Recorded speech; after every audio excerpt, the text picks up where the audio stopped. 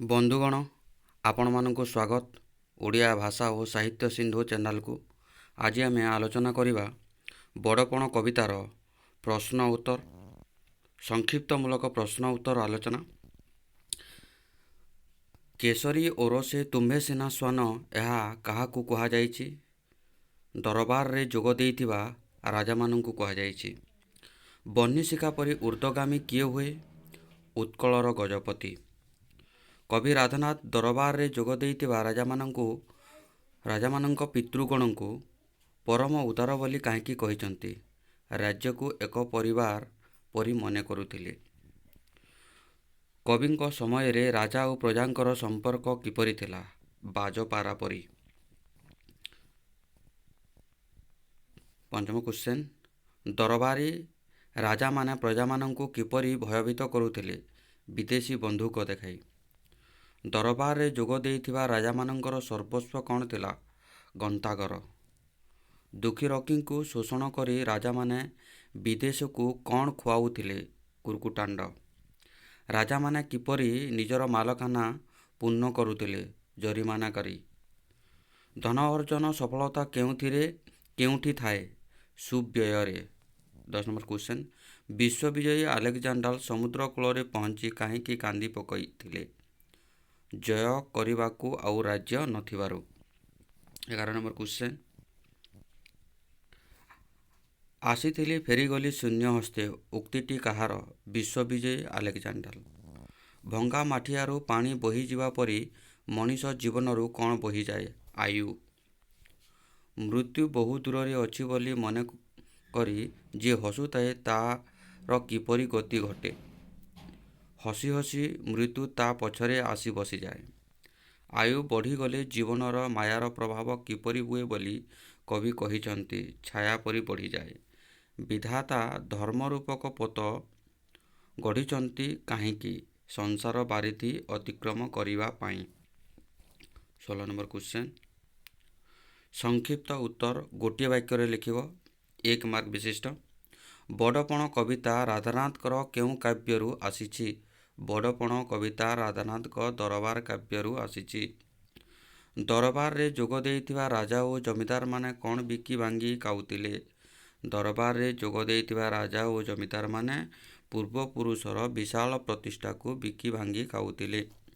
କିଏ ବହ୍ନିଶିଖା ପରି ସଦା ଊର୍ଦ୍ଧ୍ୱଗାମୀ ଥିଲେ? ଆଗକାଳର ଉତ୍କଳର ସ୍ୱାମୀମାନେ ବହ୍ନିଶିଖା ପରି ସଦା ଊର୍ଦ୍ଧ୍ୱଗାମୀ ଥିଲେ।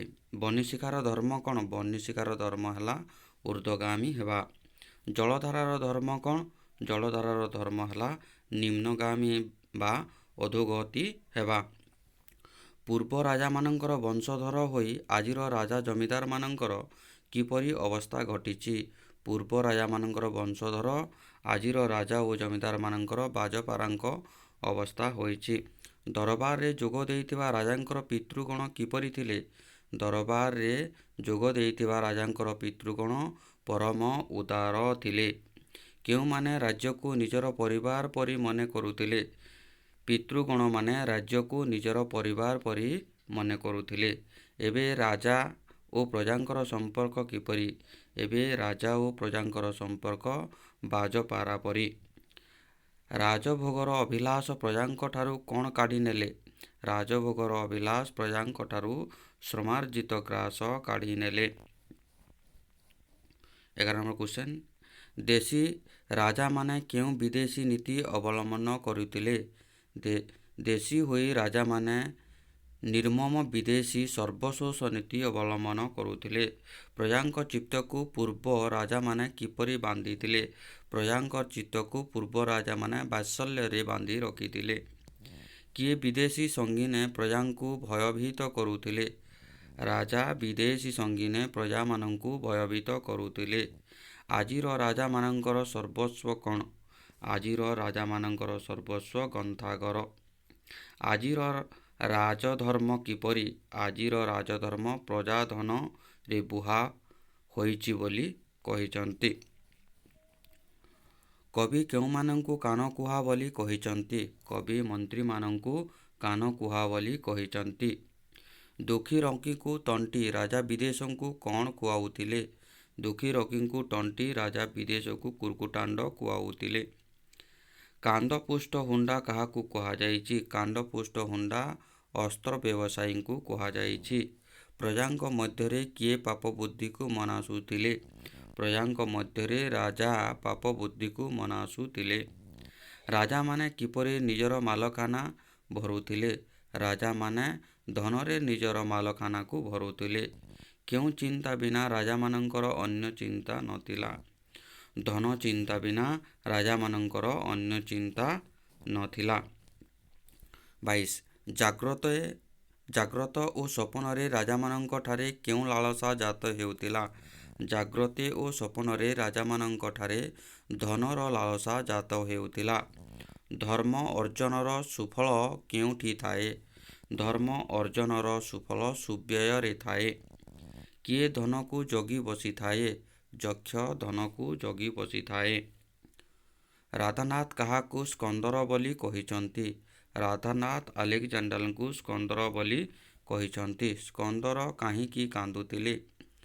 ଜିଣିବାକୁ ଧରାଖଣ୍ଡ ନଥିବାରୁ ସ୍କନ୍ଦର କାନ୍ଦୁଥିଲେ। ଆସିଥିଲି ଫେରିଗଲି ଶୂନ୍ୟ ହସ୍ତେ କିଏ କହିଥିଲେ? ଆସିଥିଲି ଫେରିଗଲି ଶୂନ୍ୟ ହସ୍ତେ ଆଲେକଜାଣ୍ଡାର କହିଥିଲେ। ଲକ୍ଷ ଯୋଶୀ ବୋଲି କାହାକୁ କୁହାଯାଇଛି? ଲକ୍ଷ ଲକ୍ଷ ଲୋକଙ୍କର ଶୋଷଣକର୍ତ୍ତାକୁ ଲକ୍ଷ ଯୋଶୀ ବୋଲି କୁହାଯାଇଛି।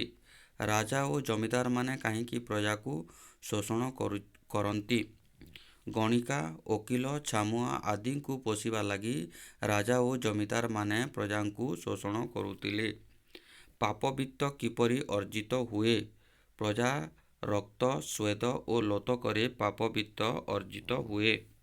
କାଳ କିପରି? କାଳ ହେଉଛି ବଡ଼ କ୍ରୂର ଏବଂ ଭାରି ଅବିଶ୍ୱାସୀ।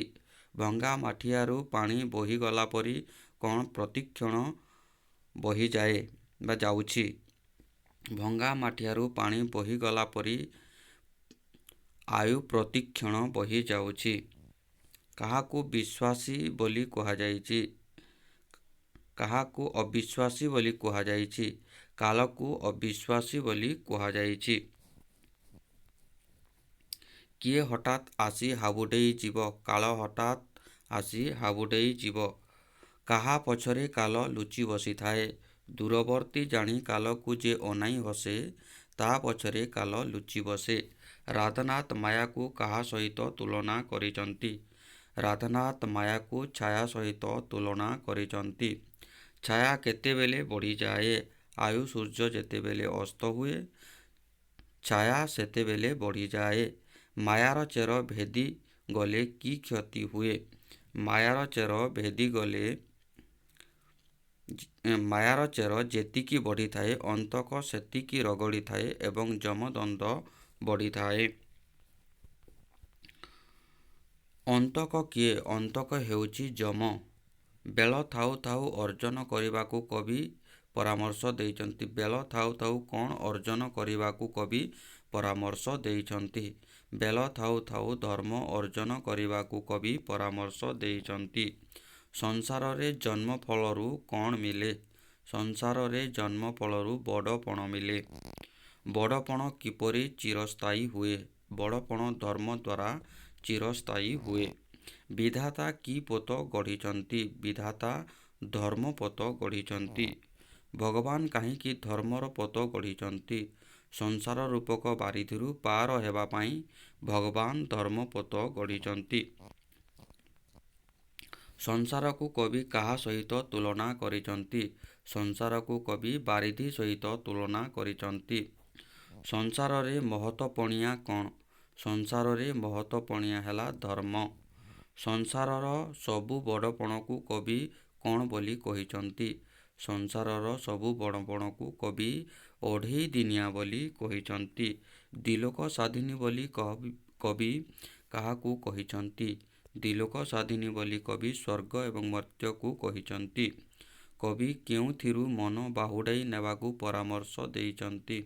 କବି ଲାଲସାରୁ ମନ ବାହୁଡ଼ାଇ ନେବାକୁ ପରାମର୍ଶ ଦେଇଛନ୍ତି। କେଉଁଥିରେ ମନ ଦେବା ପାଇଁ କବି ରାଜାମାନଙ୍କୁ ପରାମର୍ଶ ଦେଇଛନ୍ତି? ଆଧ୍ୟାତ୍ମିକ ଚେତନା ଆତ୍ମତତ୍ତ୍ୱରେ ମନ ଦେବା ପାଇଁ କବି ରାଜାମାନଙ୍କୁ ପରାମର୍ଶ ଦେଇଛନ୍ତି। ଶେଷ କ୍ୱେଶ୍ଚନ୍, ନିଜେ ଉଚ୍ଚ ହୋଇ କ'ଣ ଲାଭ ପାଇଁ କବି ରାଜାମାନଙ୍କୁ ପରାମର୍ଶ ଦେଇଛନ୍ତି। ନିଜେ ଉଚ୍ଚ ହୋଇ ଉଚ୍ଚତର ଗତି ଲାଭ କରିବା ପାଇଁ କବି ରାଜାମାନଙ୍କୁ ପରାମର୍ଶ ଦେଇଛନ୍ତି। ଏଇଟା 2ଟି ବାକ୍ୟରେ ଉତ୍ତର ଦେବାକୁ ହେବ। ଲେଖା ଏବଂ ଲେଖକ ଲେଖିଲେ 2 ମାର୍କ ବିଶିଷ୍ଟ। କବି ରାଧାନାଥ କେଉଁମାନଙ୍କୁ କେଶରୀ ଓରସେ ସ୍ୱନ ବୋଲି କହିଛନ୍ତି?